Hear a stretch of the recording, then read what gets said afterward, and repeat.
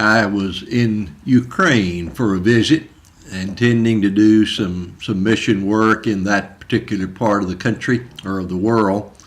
Was in the city of Kiev and was walking the streets along with another man that was there with me, when a young child, he looked to be maybe 8 to 10 years of age, came up to me, and he was obviously struggling, obviously very rugged, poor, hurting, slender, ragged, and he knew 2 words, it seemed, in English. He said, "I'm hungry."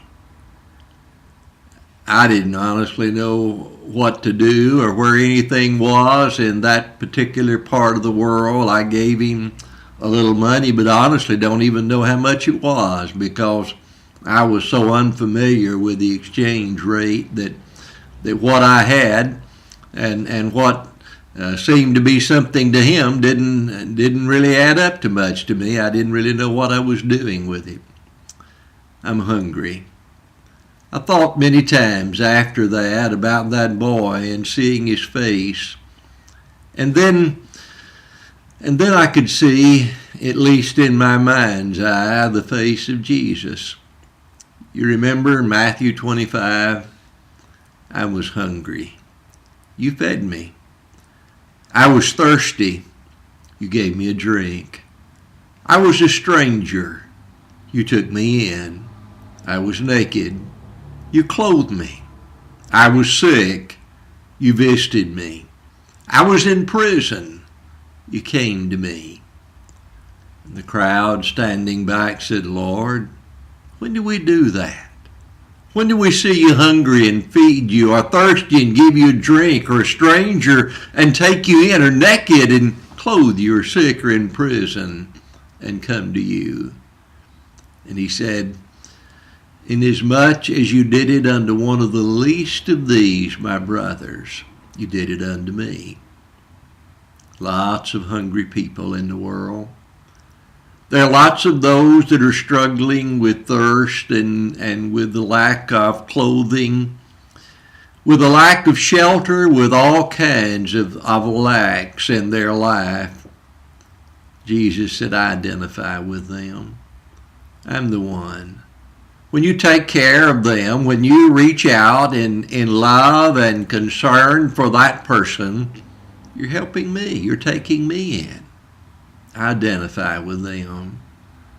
When you think about that, Jesus wasn't talking to a country. He wasn't talking to a city. He wasn't even talking to a church. He was talking to people, individuals, people like you and me. He was saying to us individually, don't just think about what you can do as an organization. I want you to think about what you can do personally. James said, in James chapter 1, verse 27, "Pure and undefiled religion before God the Father is this: visit the fatherless and the widows in their affliction, and keep yourself unspotted from the world." It's important to see in that several things. One is, the idea of visiting is not at all the idea of just going to see someone. It's that notion, that concept of providing for the care that is needed. It is visiting them in their affliction. If I visit someone in their affliction, it's not just saying, "Hey, I've got a contribution." It's saying, where you hurt, I want to help. If that hurt is loneliness, I want to be there. If that hurt is hunger, I want to give you some food. I want to be there. I want to help in that situation. Jesus said that's pure and undefiled religion. Please notice something again. James wasn't writing to a country. He wasn't writing to a city or a state. He wasn't even writing to a church. He was writing to people, individuals, Christians. I want you. Now, I certainly believe that churches and cities and states and countries all ought to be involved in helping those that are hurting and reaching out to the hungry and providing for the needs of those who cannot take care of themselves. But I want to point out, making the contribution at church or even paying my taxes is not the same thing as being the one that helps the one that is struggling.